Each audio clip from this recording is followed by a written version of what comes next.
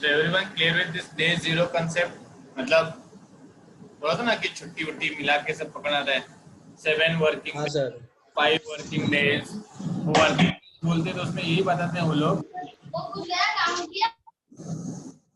आराम से वो लोग उसके अंदर वही बोलते हैं उसके अंदर कि तुम लोग का जो छुट्टी का दिन रहता है उस दिन काम नहीं करते हो तो वो काउंट नहीं करने का। तो कभी भी तुम लोग अगर देखोगे तो 8 डेज या 7 डेज या 1 डे नहीं बोलेंगे, वर्किंग डेज बोलेंगे। So that is the concept of day wise over here, day numbers rather than actual date. अगर आप मैं अगर समझाओ आज 1 तारीख है, अगर मैंने किसी को बोला कि I will be updating you और your request will be processed within 10 working days, bank का है ये 10 वर्किंग डेज, तो कौन से डेट को पूरा होगा वो टास्क? आज 1 तारीख है,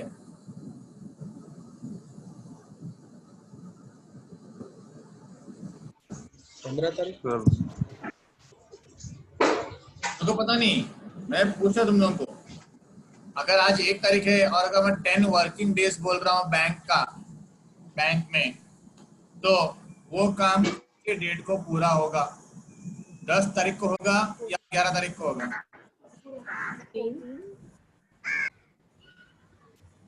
सर 11 को होगा, संडे छुट्टी रहेगा ना। हाँ 11 11 को होगा ना, 11 को होगा।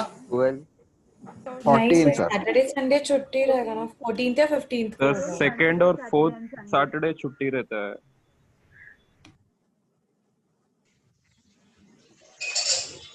सेकंड और 4th संडे छुट्टी रहता है। हाँ, और संडे तो छुट्टी रहता ही है। बैंक में आजकल ना एवरी सैटरडे संडे छुट्टी दिया हुआ है।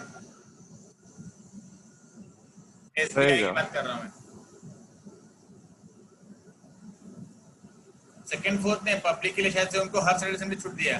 समझो हर सैटरडे संडे छुट्टी मान लो, every Saturday Sunday is holiday, तो कब होगा, कौन से डेट को मिलेगा फिर वो काम खत्म करके? 12 या 13 को मिलेगा। 12 या 13 नहीं, 10th डे कौन सा आएगा वो बताओ। 14 सर। अगर आज का दिन काउंट करोगे तो 14, अगर आज का नहीं करोगे तो 15। Okay, so that is the importance of day number and not the actual date. समझ में आया? Yes sir. ये मेरा अर्लीस्ट स्टार्ट, ये मेरा earliest finish, latest start, latest finish, और बीच में रहता है उसके एक्टिविटी के लेबल और डिस्क्रिप्शन जो भी रहेगा वो। यहाँ पे दिया ड्यूरेशन, यहाँ पर दिया है फ्लोट। ये फ्लोट और ड्यूरेशन का मीनिंग क्या होता है? Now, if you check over here, float is that one where I'll be needing extra time to finish that activity because I have started late. और अगर मैं टाइमली स्टार्ट कर रहा हूँ, जल्दी स्टार्ट करता हूँ और अगर जल्दी खत्म होता है तो वो होता है मेरा ड्यूरेशन। फ्लोट हमेशा कभी भी देखोगे तो वो एक्स्ट्रा कितना लगा वो काउंट करते हैं, एक्चुअल में कितना लगा वो होता है तुम्हारा ड्यूरेशन। और जो तुम्हारा एक्स्ट्रा टाइम लगा because of the late start और whatever may be the reason जो लेट फिनिश हो रहा है, तो अगर समझो मैं 10 दिन का टारगेट दिया था आज के दिन से, ठीक है, आज के दिन से 10 दिन का टारगेट दिया था, तो अर्लीस्ट स्टार्ट अगर देखेंगे, अर्लीस्ट फिनिश देखेंगे, तो वो खत्म कब होगा, वो कौन से डेट को खत्म होगा? 10 डेज का टाइमिंग लिया ना सर, तो 10 डेज का टाइमिंग दिया हुआ है, 10 डेज, तो 11 तारीख को खत्म होगा। 10 या 11 को खत्म होगा, ठीक है। आज का दिन भी कंसिडर कर लिया तो 10, नहीं तो कल से किया तो 11 को, ये होता है। लेकिन सपोज बीच में 3 दिन छुट्टी आ गया या because of some of the reason नहीं हो पाया, या 1 तारीख को बोला चालू करने के लिए, 3 तारीख को चालू किया, कभी चालू किया 3 को चालू किया, और काम कब मिला था 1 तारीख को, चालू कब किया 3 तारीख को, तो लेटेस्ट स्टार्ट कितना हो गया? लेटेस्ट स्टार्ट कितना हुआ, कितने दिन से डिले हुआ? 3 तारीख को 3 तारीख को स्टार्ट किया, तो 2 दिन का डिले हो गया ना। 1 को स्टार्ट करने के वजह 3 को स्टार्ट किया, मैंने 3 को स्टार्ट किया, डिले हो गया तो मेरा फिर 2 दिन हो जाएगा, लेकिन जरूरी नहीं कि 2 दिन होगा, क्योंकि जब मेरा लेट स्टार्ट हो गया है तो मेरा एंड भी 3 या 4 दिन होगा। क्यों? बीच में तो डिले हो सकता है। सो वो जो 3 या 4 दिन का जो गैप आता है फिनिश लाइन का, डेड लाइन से 3 या 4 दिन जो गैप आता है, that is called as a float. तो ये तुम्हारा अर्लिएस्ट स्टार्ट अर्लिएस्ट फिनिश के बीच का जो रहता है वो ड्यूरेशन रहता है, लेटेस्ट स्टार्ट लेटेस्ट फिनिश के बीच का रहता है जो फ्लोट रहता है, and in between you are having your activity and description and label. Clear everyone? अब इसका एग्जांपल, यस सर। इसका एग्जांपल भी आगे दिया हुआ है, वो देख लेते हैं। Okay, forward pass and backward pass, यहाँ पर 2 कंसेप्ट है, वो यहाँ पे देखते हैं। Start at beginning that is day 0 and work forward following change. मतलब डे 0 से स्टार्ट कर रहा हूँ and I am going ahead, okay, आगे जा रहा हूँ मैं। Earliest start date for the current activity is equal to earliest finish date for the previous. Do you agree with this sentence? बोलो क्या दिया यहाँ पे? Yes sir. Yes, sir. Earliest start date for the current activity. अभी जो मेरे को module 2 जो स्टार्ट करना है, मॉड्यूल 2 स्टार्ट करने का अर्लीस्ट स्टार्ट डेट क्या रहेगा?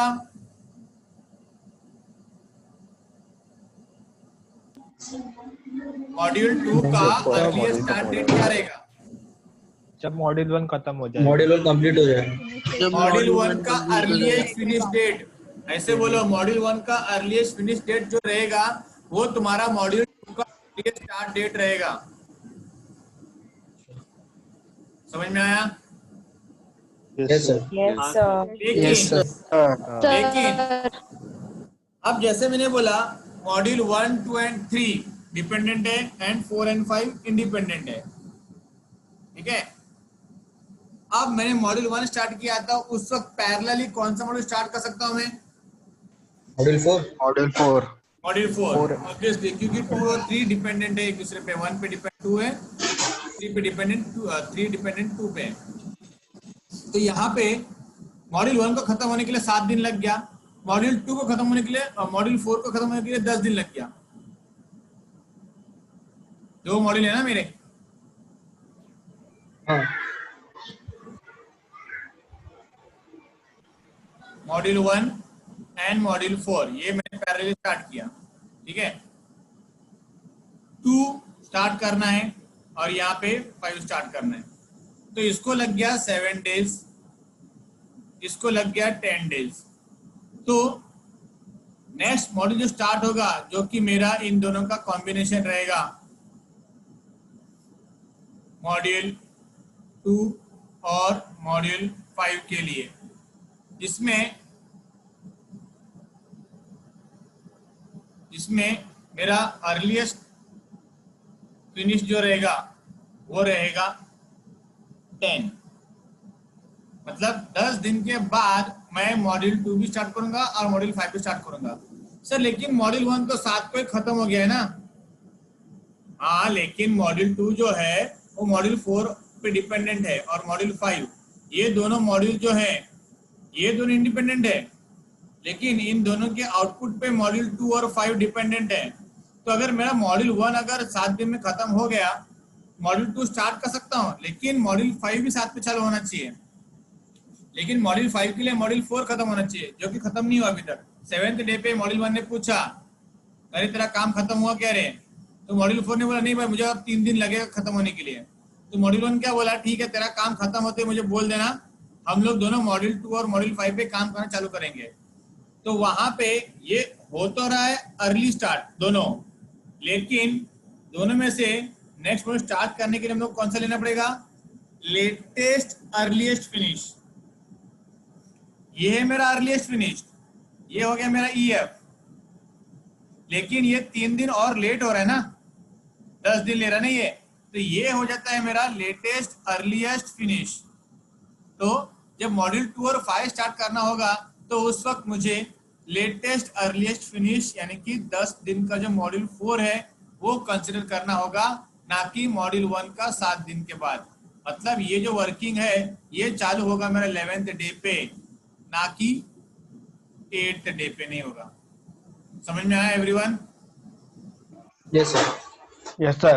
Yes, Yes, sir. sir. Sir. तो यहाँ पर कहाँ है, ये Yes, देखो, sir. Yes, sir. when there is more than one previous activity, जहाँ पर मेरा एक से दो previous activity है, take the latest earliest finish। Latest मतलब जो लेट हुआ है और लेट में अर्ली फिनिश हुआ है। तो अगर मेरा अर्लीस्ट फिनिश यहाँ पर था 7 दिन, अर्लीस्ट फिनिश यहाँ पर 10 दिन, तो मेरा नेक्स्ट मॉड्यूल के लिए अर्ली स्टार्ट कितने दिन करेगा? 10 दिन करेगा। समझ में आया everyone? Yes, sir. Yes, sir. Yes, sir. Yes, sir. ये देखा था मैंने कहीं पे, कहीं देखा था ऐसा graph? Sir. Yes, sir. Last time भी दिखाया था मैंने ऐसा, शायद से ग्राफ ऐसा। हाँ, देखे थे। एनीवे ये मेरा example of an activity network है और उसके हिसाब से तुम लोग को यहाँ पे टेबल बनाना ही है, ठीक है? ये इसका फोटो ले लो।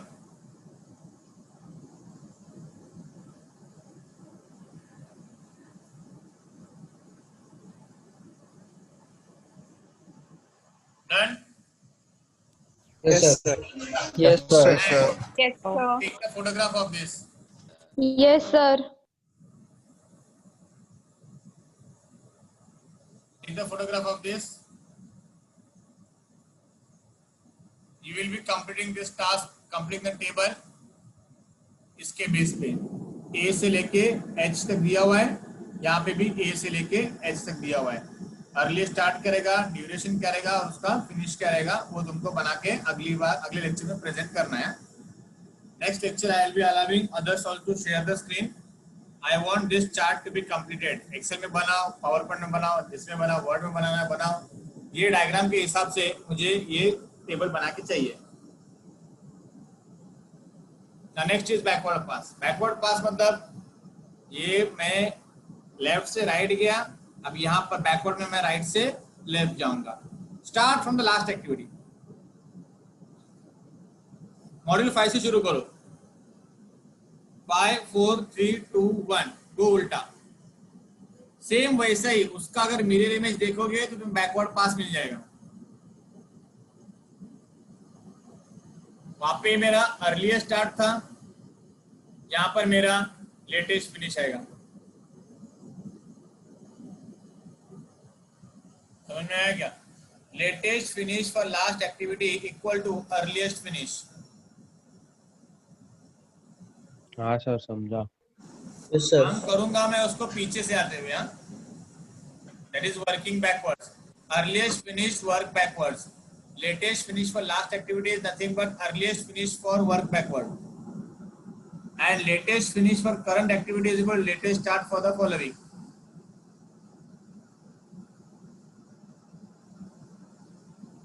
So more than one following activity है, take the earliest latest start. So latest start का फॉर्मूला आएगा latest finish for activity minus कितना टाइम लगा वो, that is duration.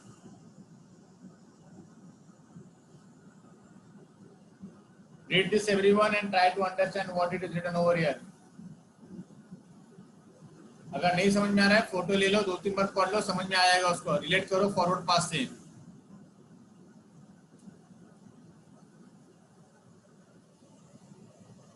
Clear with this? Yes, sir. Yes, sir. Yes, sir. Yes, sir. sir. Table complete करना है। Take the photograph of this. Latest start for all activities को calculate करना है, यहाँ पर तुमको दिया हुआ है। Take the photograph of this.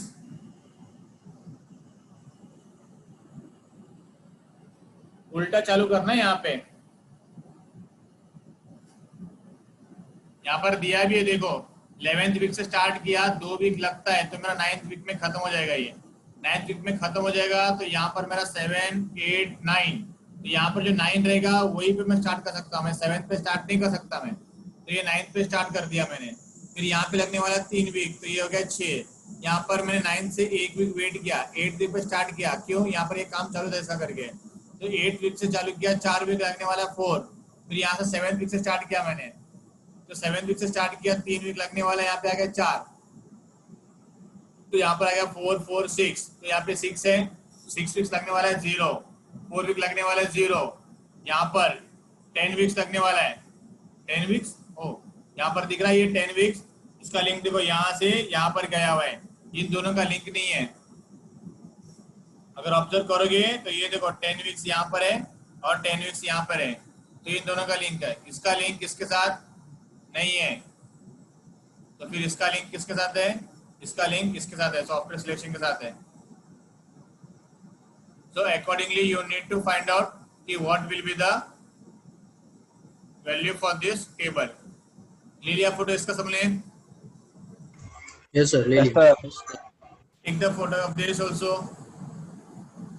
Word, Excel, PowerPoint जिसमें बनाना है बनाओ।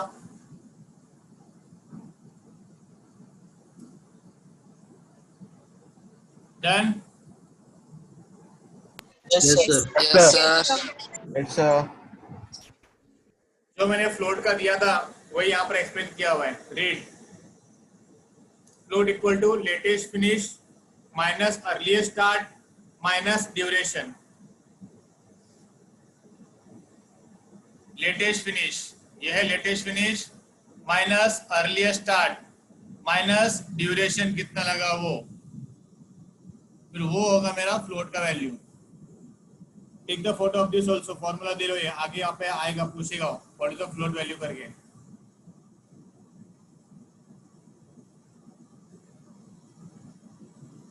ले लिया photo? Yes, sir. Yes, sir. Sure. अब उसी टेबल के लिए तुमको फ्लोट वैल्यू करना है। Next critical path. एक मिनट, ये ले लो फोटो ले लो, इसका क्या क्या चाहिए तुमको, टेबल का कंटेंट याद रहना चाहिए। लिया? Yes, sir. Yes, sir. Next critical path. Critical path मतलब क्या होता है? क्रिटिकल मतलब Important. क्या होता है?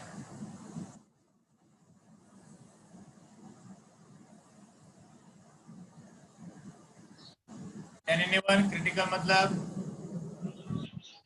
Complicated path. Complicated. Okay. Serious. Difficult. Serious, difficult, complicated, serious, difficult. Okay, good. और क्या होता है?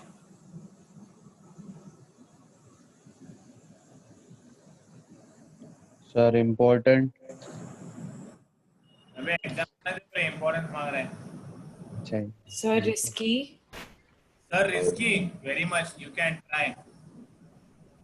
Sir risky, yes you know that.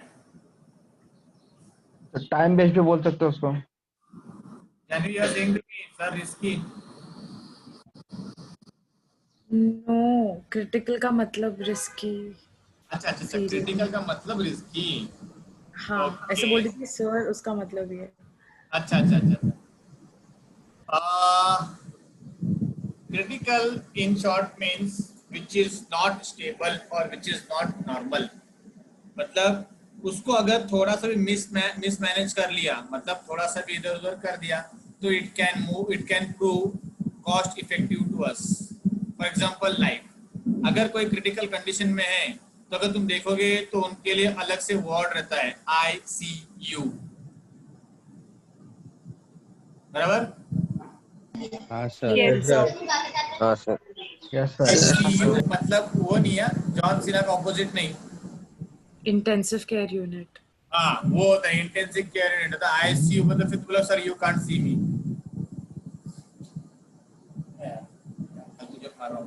Anyways, हाँ ICU intensive care unit. So what do you mean that over there? Intensive मतलब क्या? Intensive care unit मतलब क्या? और वहां पर अगर देखोगे ना तो वहां पे ना रिलेटिव्स को अलाउड है, ना ही विजिटर्स को अलाउड है, ना ही वहां पर किसी को बैठने को अलाउड है। क्यों? अगर सीरियस है तो वहां पर कोई ना कोई तो बैठना चाहिए ना वहां पे उनके साथ में, तो लेकिन बैठने नहीं देते। आईसीयू में तुम देखोगे ना वहां पर एक पेशेंट के पीछे एक नर्स रहती है, लेकिन बाकी जनरल वार्ड में देखोगे ना, तुम्हें तकलीफ हो रही है तो तुम बोल दो, वो लोग आके तुमको देखेंगे। लेकिन आईसीयू में dedicatedly one caretaker is there with one patient. Why so? कभी भी कुछ भी हो सकता है, तो कोई तो होना चाहिए ख्याल रखना। कुछ भी हो सकता है, Monitor मतलब करने। नॉर्मल होके नाचते से भाग भी सकता है।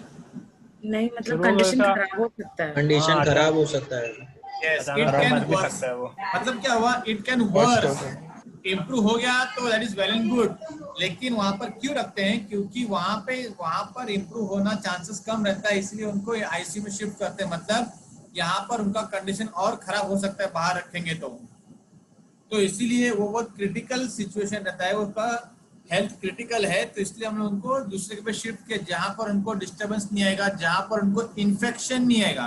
Major reason for putting them in ICU is to avoid infection, because if they keep it in general ward, many people are coming over, not only your relative but other relatives also, besides also all the doctors are roaming around, so that infection might be carried with them, though they are not affected with that infection because of their immunity, but the patient's immunity is down. That is the reason he or she has been admitted, so that can affect to them.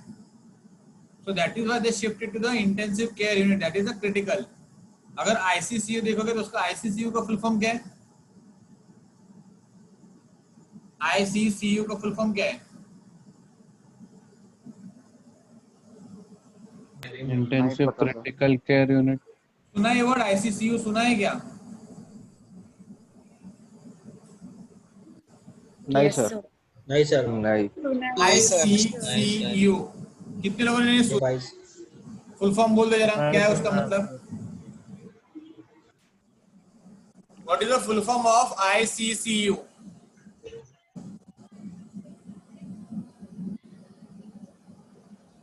Can anyone? Sir. ICCU. Sir intensive critical care unit. Perfect. Intensive critical care unit. That means it is the further stage of ICU. तुक्का था sir. तुक्का था, बराबर था, लेकिन वो कभी कभी तुक्के भी लग गया। जाते हैं तुक्का और भी एग्जाम नहीं पास था, हो जाता गूगल है। था सर। हाँ, नहीं रे, गूगल नहीं था। अरे गूगल ने था बेटा, ये मुगल के जमाने का बंदा है, ये गूगल नहीं वापरेगा ये। बराबर ना रे? हाँ सर, बराबर। Intensive critical care unit, that means your situation is more critical, that is why they put it ICU के बाद का सिचुएशन होता है तुम्हारा ICCU। और अगर वहां से भी अगर इम्प्रूव नहीं हो रहे हैं, देन सॉरी, कोई आके बोलते हो लोग, वी आर सॉरी, आप लेट हो गए या बचा नहीं सके और वॉट एवर इट इज। सो यहाँ पर क्रिटिकल पार्ट का मतलब ये होता है कि तुम लोग को ड्यूरेशन जो दिया गया है वो तुम लोग को बराबर एनालाइज करके चेक करना है, क्योंकि अगर तुम्हारा एक दिन का भी डिले हो जाता है स्टार्टिंग में, तो वो एक दिन का डिले तुम्हारे प्रोजेक्ट को एक हफ्ता या एक महीने का डिले कर सकता है। स्टार्टिंग में अगर तुम डिले करते गए, so that starting का 1 day delay will affect your completion of the project by a month, so that should not happen. That is the reason they say critical path over here. अगर पढ़ोगे यहाँ पे तो दिया यहाँ पे, any delay in any activity on this path will delay whole project. That is nothing but the definition of a critical path. पढ़ा ये सब लोगों ने क्रिटिकल पाथ का definition? Any yes sir. Activity on this path will delay the whole project. तो मुझे वो check करना है कौन से दिन मैं कंपनी में टाइम पास कर सकता हूँ प्रोजेक्ट के साथ, मतलब प्रोजेक्ट बनाते बनाते हंसी मजाक करना है, और कौन सा दिन मुझे सीरियसली उसको डेडिकेट करना है ताकि मेरी वजह से प्रोजेक्ट डिले ना हो। किसी और की वजह से हो तो चलेगा, लेकिन मेरी वजह से ना हो। और अगर हर कोई ऐसे सोचेगा तो प्रोजेक्ट डिले होगा ही नहीं। और ये भी देखना है कि वहां पर जरूरी नहीं है कि एक ही क्रिटिकल पाथ होगा, मतलब जरूरी नहीं है कि एक ही मॉड्यूल सीरियसली होगा, जरूरी नहीं है कि एक ही कोड सीरियसली करना पड़ेगा, एक से ज्यादा भी हो सकते हैं। ये भी हो सकता है कि ऐसा कोई प्रोजेक्ट ही नहीं है जहां पर इतना सीरियसली लिखना चाहिए, टाइम पास करते करते कर लो, हो जाएगा। वो भी हो सकता है, मतलब प्रोजेक्ट ऐसे भी आ सकता है जहां पर क्रिटिकल पाथ हो ही ना, और ये भी हो सकता है सब क्रिटिकल पाथ, मतलब एक क्रिटिकल पाथ तो था ही लेकिन उसका पार्टनर भी आ गया साथ में, दैट इज सब critical path. So that is the definition for critical path. Clear everyone? Yes, sir. Yes, sir. Yes, Yes, sir. sir. Sir. Yes, sir. कहाँ?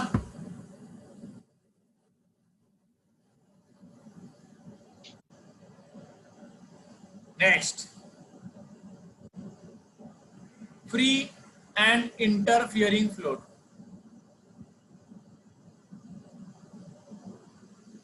पढ़ो और बताओ मुझे क्या दिया है इसके अंदर. फ्री फ्लोट और इंटरफेयरिंग फ्लोट मतलब क्या?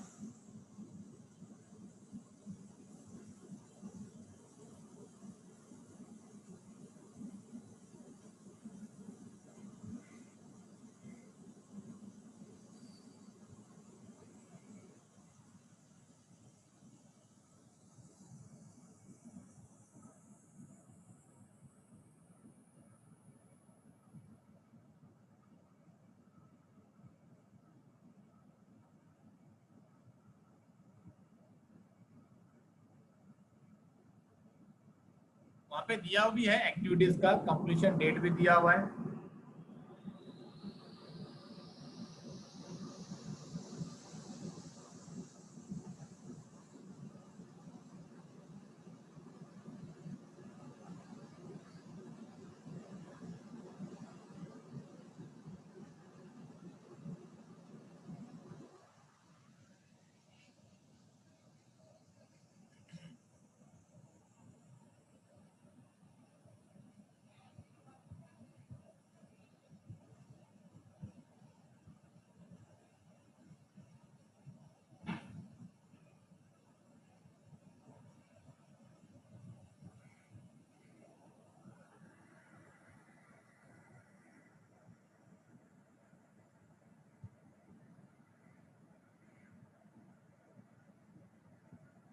डन.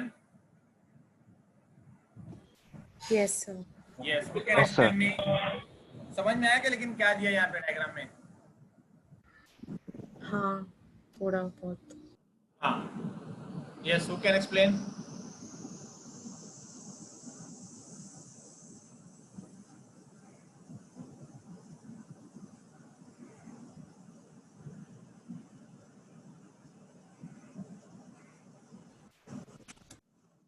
बोलो.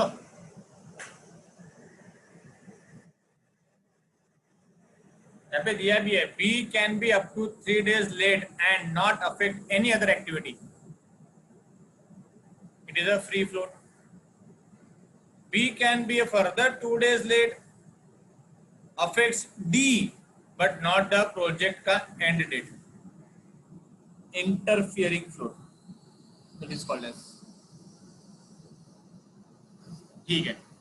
एनीवेज, यहाँ पे एक एक्टिविटी का ड्यूरेशन कितना दिया था? ए का 7 weeks. बी का 7 weeks. बी का 4 weeks. और ए का. यहाँ पे दूसरा ए का 10 weeks. ठीक है. 10 weeks. 10. अब ये जो डी है ना, डी ये स्टार्ट कब हो रहा है? जब A और B कंप्लीट हो रहा है. नहीं नहीं नहीं नहीं, ये बी को कब स्टार्ट करने के लिए बोला गया है? हर एक का ये बोला गया है ना, ये जो पहला वाला है ना, ये स्टार्टिंग डेट है हर एक का. देखो 0 0 0 क्योंकि ये पहला एक्टिविटी है. तो डी कब स्टार्ट होने वाला था? A होने के बाद. अरे यार, 7 ये 7 है ये. 7. तो डी कब स्टार्ट होने वाला था? जब 7 हो. 7 पे. ठीक है. और ई कब स्टार्ट होने वाला था? 10. जब 10 का 10 पे. और प्रोजेक्ट कौन से दिन में खत्म होने वाला था? 12th day पे. 12th day पे. ठीक है, 12th डे या 12 वीक जो भी कंसिडर करते हैं हम लोग. ठीक है, मतलब मेरा 0 से लेके 12 तक का मेरे पास टाइम है. मतलब मेरे पास 12 दिन या 12 हफ्ते हैं मेरे पास. ठीक है, प्रोजेक्ट कंप्लीट करने के लिए. ये समझ में पूरा ड्यूरेशन प्रोजेक्ट का आई एम हैविंग. हाँ सर. Yes. हाँ सर. ठीक है. अब ए को स्टार्ट होना था 0 पे और खत्म होना चाहिए था 7 पे, लेकिन वो स्टार्ट हो गया 2 पे और खत्म हो गया 9 पे, तो यहाँ पर कितना डिले हो गया ये 2 दिन। आ गया? 2 वीक्स का। ये स्टार्ट होना चाहिए था 0 पे, खत्म होना 0 चाहिए पे। 5 पे, ये स्टार्ट हो गया 5 पे और खत्म हो गया 9 पे, तो यहाँ पर कितना डिले आ गया ये 4 वीक्स। 5। 5 पे स्टार्ट हुआ ना, 0 5 5 माइनस 0 हाँ सर, हाँ सर। है ना, यहाँ पे 5 लिखा ना, ये डिले लिखा हुआ है, ये चालू Yes, sir. और खत्म होना चाहिए 10 पे, लेकिन ये चालू कब हुआ 0 पे। 0 पे और ये खत्म हो गया 10 पे, तो यहाँ पर पे। डिले कितना हो गया 0 0 डिले हो गया, मतलब ये टाइम पे खत्म हो गया है, ठीक है ठीक है। हाँ। अब अगर यहाँ देखोगे तो ये 7th वीक पे खत्म हो गया और ये 9th वीक पे खत्म हो गया, तो ये 7th वीक है यहाँ पे ए का दिख रहा है, ये स्टार्ट होने के लिए तो ए टाइम पे खत्म कर लिया उसने, डिले हो गया ए का, लेकिन वो लेट चालू होके भी टाइम पे खत्म हो गया ताकि दूसरे का डिले ना हो। 9 पे खत्म हो गया यहाँ पे, सॉरी ये 9 पे खत्म हो गया, तो ये कितना वीक का डिले हो गया इसका 2 वीक का 2 वीक का। है? और यहाँ पर कितना डिले हो गया ये 2 वीक का, ये भी 7 ही दिया ना यहाँ पे, दोनों 9 हाँ। तो ए और बी मिलके डी बनता है, ये देखो ज्वाइनिंग लाइन ए और ये बी, ये दोनों खत्म होंगे तो ही तो डी चालू हो पाएगा। तो यहाँ पर अगर देखा जाए बेसिकली डी 7 पे चालू होना चाहिए था, लेकिन वो डिले कितना हो गया 2 वीक का। 2 वीक का। का डिले दिख रहा है यहाँ पे, तो ये 2 वीक के डिले में 9 पे स्टार्ट हो गया, ये खत्म कब हो गया 10th पे 2 वीक, ठीक है। यहाँ पर भी देखो 7 पे स्टार्ट हो रहा है 8 पे खत्म हो रहा है, मतलब यहाँ पे भी 1 का टाइम है, 9 पे स्टार्ट हो गया खत्म हो गया, लेकिन डिले कितना हो गया मेरा 2 वीक का डिले हो गया, बराबर 9 माइनस 7 ये हो गया 2 मेरा, आ गया ये 2 वैल्यू, यहाँ पर 1 वीक दिया था 7 से 8, यहाँ पर 9 से 10, ये प्रॉपर एग्जीक्यूट हो गया यानी कि। अब यहाँ पे अगर देखेंगे डी का आउटपुट और ये मेरे दूसरे ए का आउटपुट मिलके मेरा ई बनता है, तो ई स्टार्ट होना चाहिए था 10th पे, बराबर है, हाँ। लेकिन स्टार्ट कब हुआ Yes, वो 10 पे। 10 पे तो स्टार्ट हुआ है, हाँ। तो उसको कितना वीक बोला था एग्जीक्यूट करने के लिए 2 वीक। 2 वीक, और उसने लिया कितना 2 वीक। 2 वीक ही ले लिया। 2 वीक। भले मेरा यहाँ पे project A module A 2 week delay हो गया, ये मेरा 5 वीक डिले हो गया, लेकिन क्या ये डिले मेरे प्रोजेक्ट के कंप्लीशन को इफेक्ट किया क्या? नहीं। No sir. किया ना? No sir. अब इसमें क्या लिखा है, B can be up to 3 days late and not affect any other activities. B देखो 7 को चालू होना चाहिए था, 9 को चालू, 9 को खत्म हो गया ना, ये दिख रही है 7 को चालू होना चाहिए था, लेकिन ये 9 को खत्म हो रहा है, तो बेसिकली देखा जाए 9 को खत्म हो गया यानी कि 10 को चालू हुआ, तो ये 3 डे का डिले हो जाएगा। ये B can be up to 3 days late and not affect any other activity, ये किसी और एक्टिविटी को इफेक्ट नहीं करेगा। क्यों? क्योंकि इसका आउटपुट डी के लिए इंपॉर्टेंट था और इसका आउटपुट जो पहले से रेडी था वो भी डी के लिए इंपॉर्टेंट था। अब यहाँ पर क्या दिया है, B can be further 2 days late, that is affecting D, D को अफेक्ट कर रही है, लेकिन नॉट द प्रोजेक्ट का एंड डेट। ये होता है मेरा इंटरफियरिंग फ्लोट, जहां पर मेरा डिले हो गया है लेकिन प्रोजेक्ट का डेट अफेक्ट नहीं किया है, और जो मेरे दूसरे एक्टिविटी को अफेक्ट नहीं करता that is called as a free float.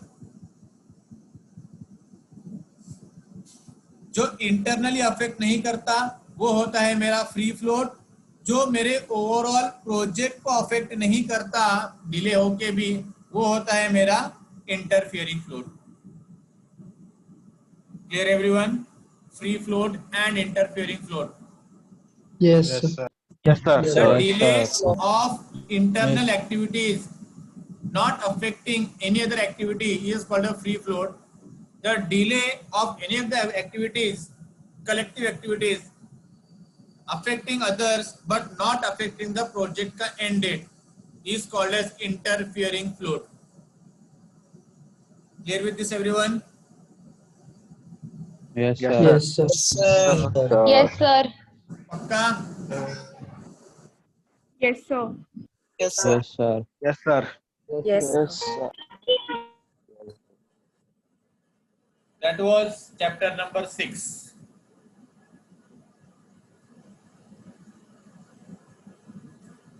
Simple. Unit 3 का फर्स्ट चैप्टर खत्म. यूनिट 3 का फर्स्ट चैप्टर खत्म.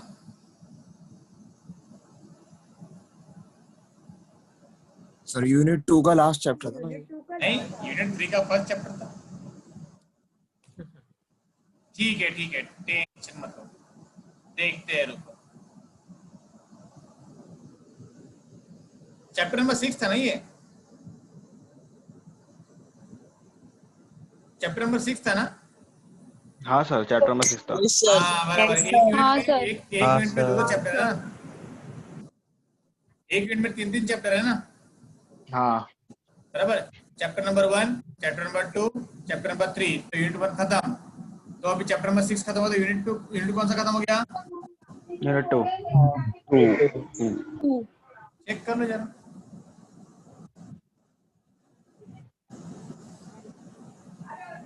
एक्टिविटी प्लानिंग कहाँ आ रहा है? यूनिट 3 का फर्स्ट चैप्टर. आया? ये था यूनिट 3 का first chapter.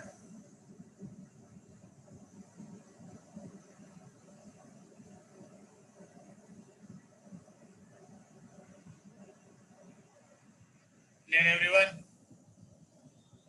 Yes, sir. Yes, sir. Yes, sir.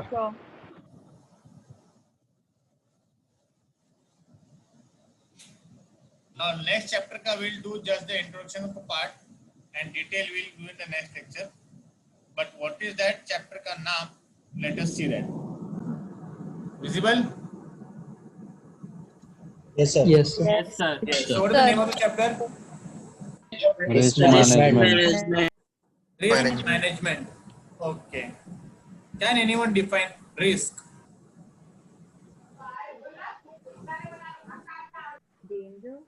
Risk मतलब क्या होता है?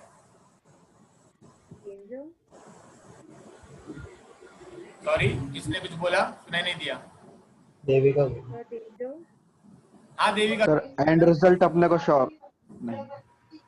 फेलियर का चांस ये रुक रहे, लेडीज फर्स्ट, रुक जरा. देविका जोर से बोलना जरा बेटा. आज भी हेडफोन तुमने नहीं लिया क्या? नहीं सर. सुनने में नहीं आ रहा बेटा, तेरा आवाज ही नहीं आता है. Sir danger. Sir, danger, very danger. You can try him. How danger you don't know. Sir, danger. Okay. Yes, Arun, you are saying something. तो फेलियर का चांस ज्यादा होता है. फेलियर का चांस ज्यादा होता है. हाँ. Okay. और कोई दूसरा कोई तो कुछ बोल रहा था, नकुल. एंड रिजल्ट प्रेडिक्टेबल नहीं होता है, मतलब कुछ भी हो सकता है and result. And result predictable नहीं होता. ओके. लेकिन क्या रिस्क लेना चाहिए या नहीं लेना चाहिए?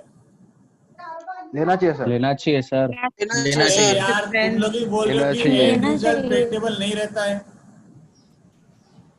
जब तक करेंगे नहीं तब तक मालूम कैसे पड़ेगा? प्रेडिक्ट मतलब नाम होगा रिस्क से नहीं बनते हैं. होगा. क्या बोल रहे हैं नकुल? नाम रिस्क से बनते हैं सर. नाम रिस्क से बनते हैं. गुड. और काम मेहनत से. मेहनत से. कौन बोले? मेहनत का बात किसने किया? ये मैं जीशान। हाँ चौधरी जी, अगर मेहनत से काम बनता है तो नाम बनने के लिए रिस्क क्यों लेते हैं? ये नकुल तो बोलता है रिस्क में ही नाम रहता है करके। सर नसीब कितना साथ देगा वो देखने के लिए। सर रिस्क लेंगे तो मेहनत तो अरे करना पड़ेगा ना। ये पब्लिक का बहुत बड़ा गलत फहमी है। नसीब कितना साथ देता है? अबे नसीब किसी का साथ नहीं देता रे, वो तो खुद का भी साथ नहीं देता, इसलिए उसका नाम नसीब रखा है। अरे टीवाई तक तो साथ दे ही दिया। एकदम सही। जॉर्ज आगे बेटा मुद्दे पे पॉइंट बोल दिया। ठीक है, फोर्थ सेमेस्टर तुम्हारा एग्जाम नहीं हो पाया इसीलिए सॉफ्टवेयर इंजीनियरिंग का नसीब ने साथ दे दिया। Okay, so what do you think, is it advisable to take risk और not? Yes, sir. Depends. Yes sir. इसने तो डिपेंड्स बोला। Yes Janvi, why it depends? Depends on the situation. अगर तुमको पता है कि पॉसिबिलिटी लाइक बुरा होने का ज्यादा है, वो चांस फेल होने का ज्यादा है, तो रिस्क क्यों लेना? When you know you will fail, like when you're sure of it. Still people get married ना? हाँ हाँ क्या हुआ? Still people get सुना married नहीं। when knowing the end result. Still people get married. Is it not a risk? It is, I guess. I guess. Okay.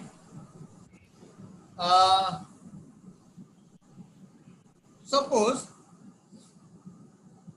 you are walking on a highway. Okay, you are walking on a highway, and your relative or your friend is on the other side of the road, and you are supposed to cross that road. Not the local road which is there in a city, जो market में सब्जी वब्जी बेचने के लिए बैठता ना, वो road नहीं है। रोड के उस पार है, मैं इस पार हूँ। वहां पे तुम लोग हाथ दिखाओ, हाथ दाखवा, गाड़ी थामवा, वैसा रहता है वहां पे, वो क्रॉस कर सकते हो। Can you do that in highway? So no. Sir accelerator दबा के उड़ा के चल देगा। मुझे तो नॉर्मल रोड क्रॉस करने पे डर लगता है। लेकिन तुम्हारा रिलेटिव वहां पर है, वो यहाँ पर नहीं आ सकता। तुमको बुला रहे हो और तुमको मिलने जाना ही है, तो क्या करोगे तुम? इधर चल जाएगा। सर बाय बाय बोल के चल देंगे। बाय बोल के चलेंगे। वो तुम्हारा जो पैसा लिया था उधार, वो देने के लिए आया हुआ है। फिर तो भागेंगे सर। फिर तो भागेंगे ना। क्रॉस करना पड़ेगा। आगे क्रॉस करना पड़ेगा। सर तो आगे क्रॉस की करना तरफ पड़ेगा। क्रॉस करना पड़ेगा। क्या करना पड़ेगा? क्या करना पड़ेगा बोला? आगे की तरफ ब्रिज देख के क्रॉस करना पड़ेगा। नहीं है ब्रिज, आगे ब्रिज है, 10 किलोमीटर आगे है, और तुम्हारा रिलेटिव बोल रहा है मैं नहीं चलूंगा, मैं यहीं पे रुकने वाला हूँ। तू चाहिए तो आगे जा 10 किलोमीटर, ब्रिज क्रॉस कर और वापस आ 10 किलोमीटर और लेके जा। सर सिग्नल होने का वेट करने और सिग्नल रेड होने का। हाईवे पे सिग्नल नहीं है, क्रॉस करना है। हाईवे पे सिग्नल नहीं है। हाथ दिखा दिखा के जाने का फिर और क्या? हाथ दिखाया है क्या? पैसा है उधर। बीएसटी बस है क्या? हाथ दाखो, बस थांबो। वेट कर रहे हैं सर, जब कम गाड़ी आया तो जाने का, नहीं तो नहीं हाईवे जाने बेटा, हाईवे पे गाड़ी कम नहीं होती है। हाँ। क्या करोगे? Sir, knowing that how I cross roads, मैं prefer नहीं करूँगी। That means you have to take risk ना? हाँ वो तो है। You have to take Yes, risk sir. because on the other side of the road, your lifetime income is there, which you had given to someone else, and that person is returning after a long time, after requesting him n number of times. He or she is returning the amount, and you are desperately needing that amount for some of their expenses.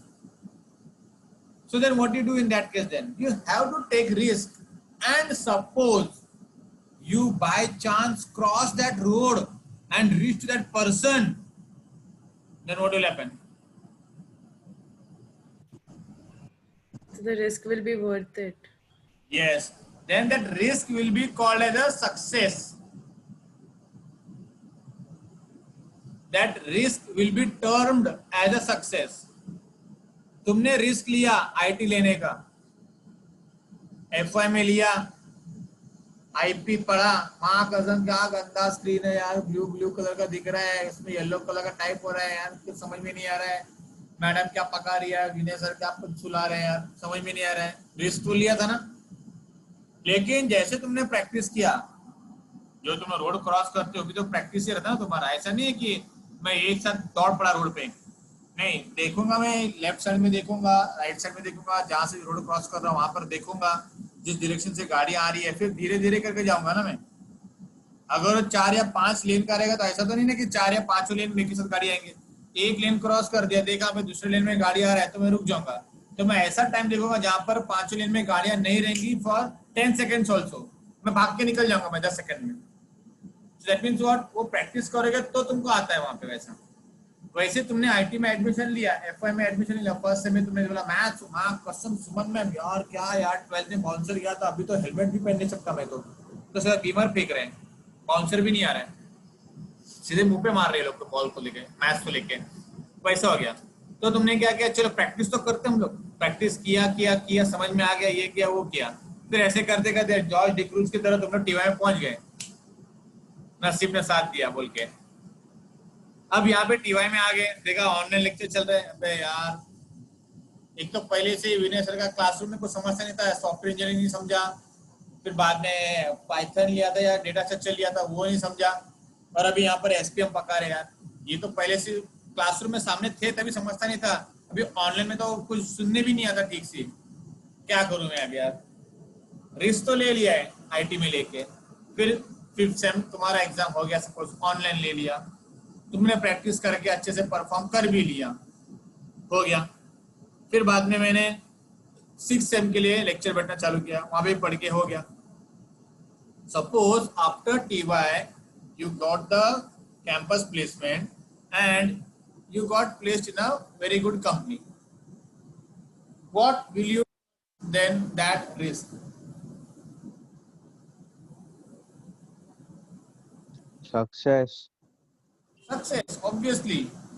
मैं आज successful हूं, क्यों बोलते ऐसा, क्योंकि बिना risk लिए तो कुछ भी नहीं होता। अगर तुमने एफवाई में नहीं लिया था आईटी में एडमिशन लेने का तो आज तुम सक्सेस नहीं कहलाते, सक्सेसफुल नहीं कहलाते। समझ में आया? Yes, sir. So that is the risk. अगर suppose it is a both the coin side you have to see, not only head will be coming, sometimes tails also comes. तो अगर समझो तुमने वहां पे रिस्क लिया, एफआईटी में लिया एडमिशन, एसवाई में कैसे तैसे पहुंच गए, टीवा में तुमने बोला नहीं यार अब तो मेरे से हो ही नहीं रहा है, मेरे को नहीं लगता मैं नहीं कर पाऊंगा ये वो। There are many students who opt out in between only after knowing that it is not difficult for them, so that risk becomes what,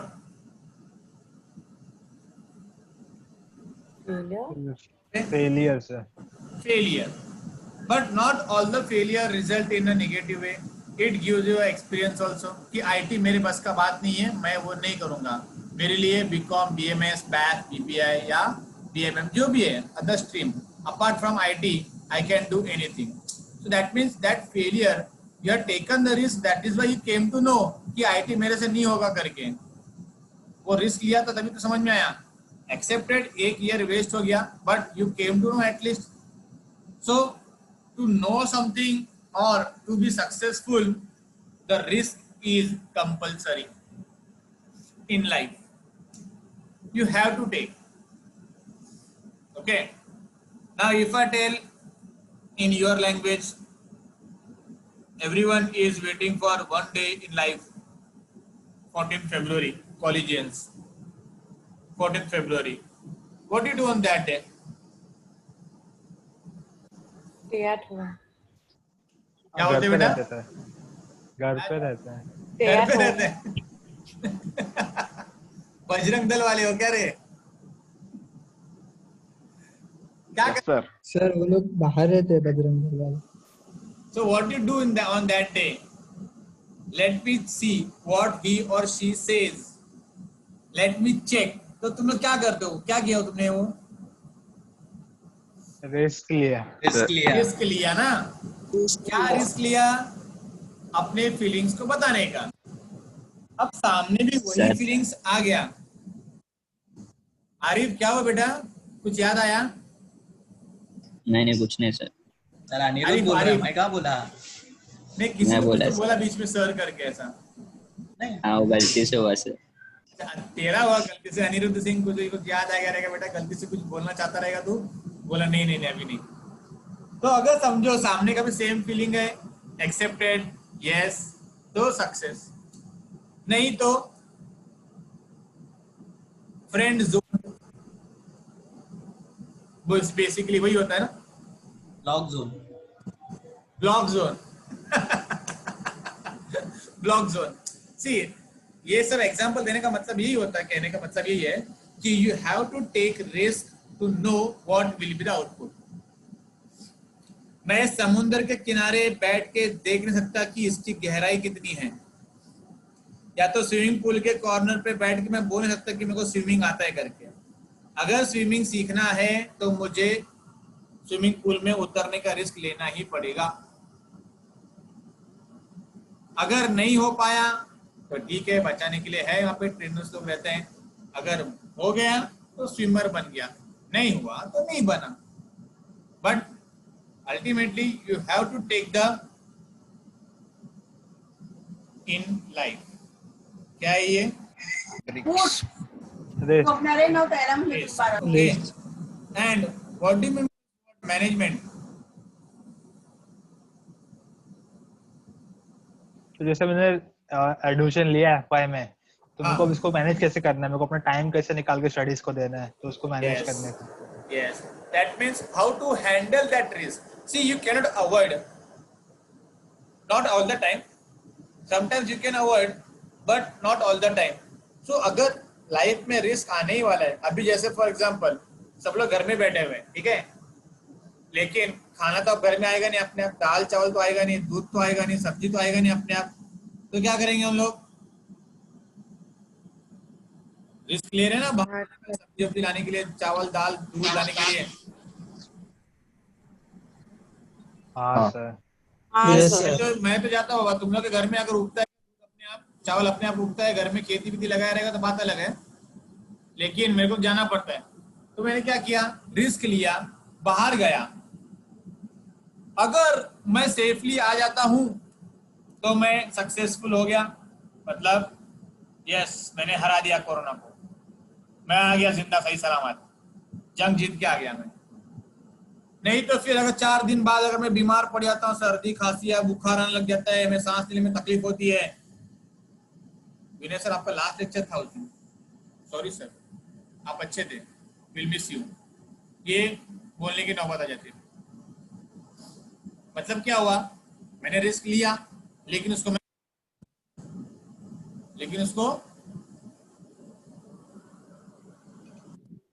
पास नहीं कर पाया, फेल हो गया। मतलब क्या हुआ, मैं उसको मैनेज नहीं कर पाया, मैं उसको मैनेज नहीं कर पाया properly, and that risk resulted in a failure. समझ में आया? हाँ सर।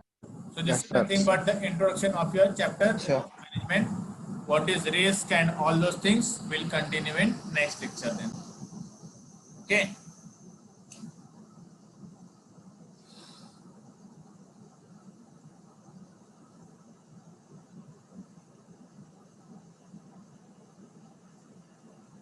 A division.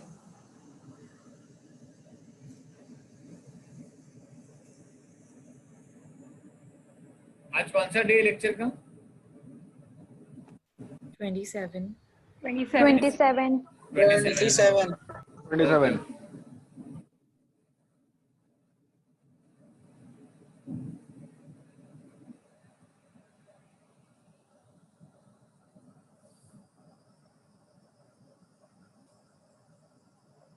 आया लिंक सबको? हाँ सर। Yes sir. हाँ सर। 40 एंट्रीज फटाफट।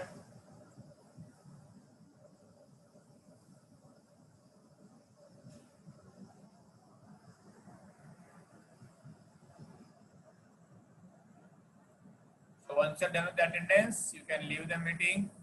Till we meet next time. Stay home, stay safe, take care. Bye bye.